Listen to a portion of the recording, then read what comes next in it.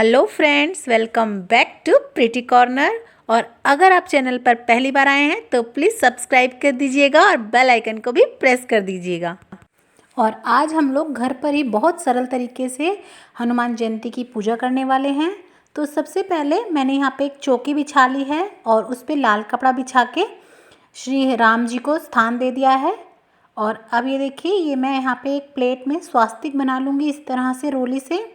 आप चाहें तो डायरेक्ट चौकी पर भी स्वास्तिक बना सकते हैं और उस पर विराजमान करवा सकते हैं बजरंगबली को, लेकिन यहाँ पे मैं प्लेट में करवा रही हूँ। अब मैंने इसमें थोड़े से फूल डाल दिए हैं और ये थोड़े से तिल डाल दूँगी मैं यहाँ पे। और अब इनके ऊपर मैं अपने बजरंगबली को रख दूँगी। और मैंने यहाँ पे पहले से ही गंगा जल से इन्हें स्नान करवा दिया था। और अब मैं थोड़े से यहाँ पे तिल रखकर और इसमें थोड़े से फूल वगैरह रखकर हमारे गणपति महाराज को भी यहाँ पे स्थान दे दूँगी। और अब हम फूल चढ़ा देंगे। सबसे पहले हम पीले रंग के फूल चढ़ाएंगे श्री राम भगवान को और लाल रंग के फूल चढ़ाएंगे हनुमान जी को। हनुमान जी को लाल रंग के फूल अति प्रिय होते हैं, तो आप कोशिश कीजिएगा कि आप हनुमान जयंती पे या कभी भी जब भी बजरंगबली की पूजा करें तो उन्हें लाल रंग के फूल ही चढ़ाएं। अगर लाल रंग के फूल नहीं मिलते हैं तो कोई बात नहीं, आप पीले भी ले सकते हैं और रंग के भी ले सकते हैं। और यहाँ गणपति महाराज को हमने ध्रुवा घास चढ़ाई है जो कि उनको बहुत ही प्रिय है। और अब हम सभी भगवानों को फूल अर्पित कर देंगे। और क्योंकि विष्णु जी का रूप होते हैं श्री राम जी, तो उन्हें पीले रंग के फूल पसंद हैं। और साथ ही लक्ष्मी जी का रूप होती हैं सीता माता, तो उन्हें लाल रंग के। और इसी तरह से हम सारे फूल अर्पित कर देंगे। और अब हम ये मोली ले लेंगे और वस्त्र रूपी हम कलावा चढ़ा देंगे सभी भगवान के ऊपर। थोड़ा सा गणपति महाराज को चढ़ा देंगे और राम भगवान सीता माता सबको भी हम माला बना के पहना देंगे। और ये देखिए, थोड़ा सा मैंने यहाँ पे हमारे बजरंगबली को चढ़ा दिया है। और अब हम जनेऊ चढ़ा देंगे बजरंगबली को। मेरे पास नहीं था और कोरोना टाइम में तो मैं मार्केट जाके ला भी नहीं पाई, तो यहाँ पे मैं कच्चे सूत से ही बना के इस तरह से चढ़ा रही हूँ। ये देखिए, इस तरह से हम जो है जनेऊ चढ़ा देंगे हनुमान जी को। और मेरी जो है मूर्ति वो भी छोटी है, तो मार्केट वाला वो नहीं आ पाता है, तो इसी तरह से आप बना के चढ़ा सकते हैं घर पर ही कच्चे सूत से जनेऊ। और इस तरह से हमने जनेऊ चढ़ा दिया। अब हम तिलक करेंगे। तो यहाँ पे मैं चंदन से सबसे पहले श्री राम जी को तिलक कर रही हूँ और फिर मैं हनुमान जी को तिलक कर रही हूँ। और अब मैंने यहाँ पे ये लाल रोली ले ली है सिंदूर, इससे हम सीता माता को तिलक करेंगे, बजरंगबली को करेंगे। साथ ही आपके पास कोई पूजा में बैठा हो तो उनको कीजिएगा और फिर अपने भी तिलक लगा लीजिएगा। और बहुत ही सरल तरीके से हम लोग घर पर ही ये पूजा करेंगे आज। तो हमने गणपति महाराज को भी तिलक कर दिया है। और अब ये देखिए, ये है ऑरेंज वाला सिंदूर और ये चमेली का तेल। इन दोनों को हम एक कटोरी में घोल लेंगे। अगर आपके घर में लकड़ी की या फिर पत्थर की मूर्ति है तो आप पूरा सिंदूर लगाइएगा। और हो सके तो घर में कोई जेंट्स हो तो उनसे जो है चोला चढ़वाइएगा। लेकिन आप पूजा कर रहे हैं तो इस तरह से भगवान के पैरों में जो है सिंदूर चढ़ा दीजिएगा। कई कई जगह पे बोलते हैं कि लेडीज़ पूजा नहीं करती हनुमान जी की, लेकिन हमारे घर में ऐसा कुछ नहीं है, हम लोग कर लेते हैं। तो आप देख लीजिएगा, अगर आपके यहाँ पे करते हैं तो ज़रूर कीजिएगा। और अब ये मैंने भोग के लिए जो लड्डू वगैरह बनाए थे वो रख लिए हैं। साथ ही में ये जो हमने नारियल लिया था ये ले लेंगे और इसके ऊपर भी हम इस तरह से कलावा लपेटेंगे।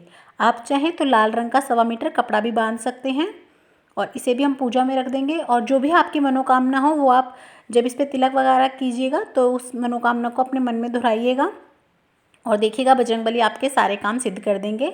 तो हम इस जो हमने ये नारियल लिया है इस पर हम तिलक करेंगे।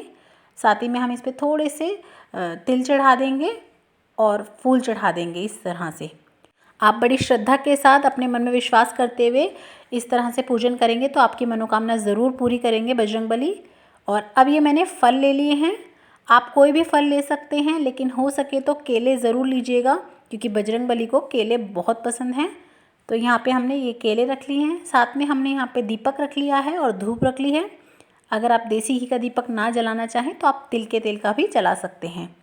साथ ही हम यहाँ पे जोत जोड़ लेंगे। तो आप इस तरह से जोत जोड़ लीजिएगा। और अगर आप जैसे मैंने तो ये जो धूप ली है गाय के गोबर से बनी हुई है और इसमें गूगल, लोबान और हवन सामग्री वगैरह सभी है।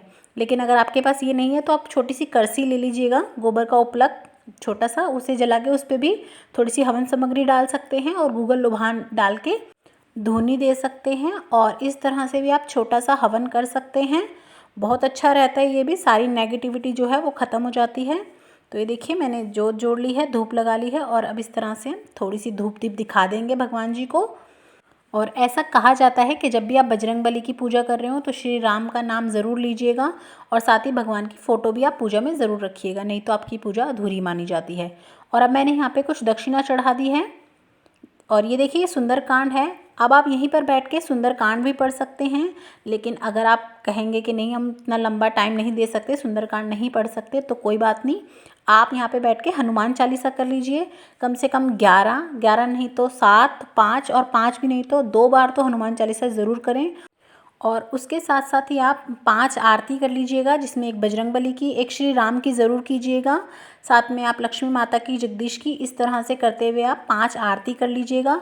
और इस तरह से धूप दीप दिखाइएगा आप अच्छे से।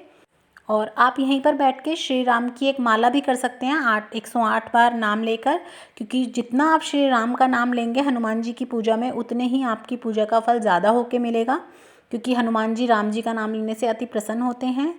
अब हम भगवान जी को भोग लगाएंगे। तो भोग लगाने के लिए आप कुछ भी ले सकते हैं। कई लोगों के घर में खीर चूरमा बनाया जाता है, या खाली खीर भी, या खीर लापसी भी बनाई जाती है, या फिर कई लोगों के घर में पूरी सब्जी बनाई जाती है। तो जो भी कुछ आपने बनाया हो वो ले लीजिएगा। और इस तरह से ये देखिए मैंने कपूर ले लिया है और कपूर जला के इसमें डाल लिया है। अब मैं सारा जो भी आपने मिठाई बनाई हो या जो भी आपने खाना बनाया हो, इस तरह से सब भगवानों का मुंह झूठा करवाइएगा। पहले श्री राम का, फिर बजरंगबली का, क्योंकि भगवान अपने भगवान से पहले नहीं खाते हैं। और उसके बाद हम इस तरह से कपूर में डाल देंगे। और सब चीज़ों का भोग लगाने के बाद, सारे प्रसाद का भोग लगाने के बाद आप उसे जल का छींटा ज़रूर दीजिएगा। और इसके बाद ये जितना भी प्रसाद आपका बच जाता है वो आप अपने बाकी के प्रसाद में मिक्स कर लीजिएगा। और उसके बाद आपस में जितने भी जो लोग पूजा में बैठे हैं उनको बांटिएगा, या फिर घर में सबको थोड़ा थोड़ा प्रसाद दे दीजिएगा। और इस तरह से हमने बहुत ही सरल तरीके से जो है पूजा कर ली है। अगर आप बाहर जाके पूजा करते हैं तो भी हमें इसी तरह से पूजा करनी होती है, क्योंकि लेकिन लॉकडाउन लगा हुआ है तो ऐसे में बाहर जाके पूजा करना बिल्कुल सेफ़ नहीं है। तो बहुत ही सरल तरीके से घर में किस तरह से हम लोग हनुमान जयंती पे पूजा कर सकते हैं मैंने आप लोगों को बता दिया है। तो आपको वीडियो कैसी लगी प्लीज़ कमेंट बॉक्स में जाके ज़रूर बताइएगा। और अगर मेरी वीडियो पसंद आ रही हो, अच्छी लगी हो, तो प्लीज़ लाइक कीजिएगा, शेयर कीजिएगा, सब्सक्राइब करना तो बिल्कुल भी ना भूलें प्रीटी कॉर्नर को।